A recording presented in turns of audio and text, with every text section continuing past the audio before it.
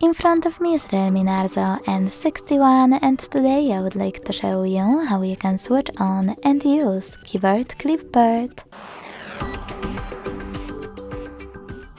Begin by launching your keyboard and clicking on Clipboard at the top of it.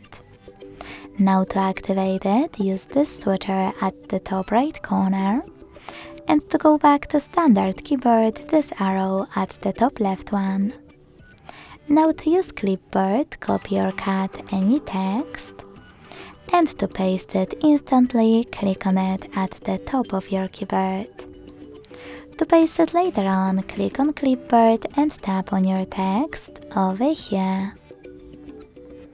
To pin your added sentence, use this pen at the top right corner.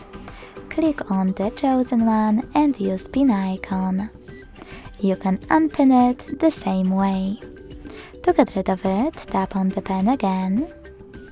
Click on your sentence and use pin icon next to the pin one. Lastly, to disable Clipboard completely, use the same switcher as before. Thanks so much for watching. If you enjoyed this video, smash that like button, comment and subscribe. Bye!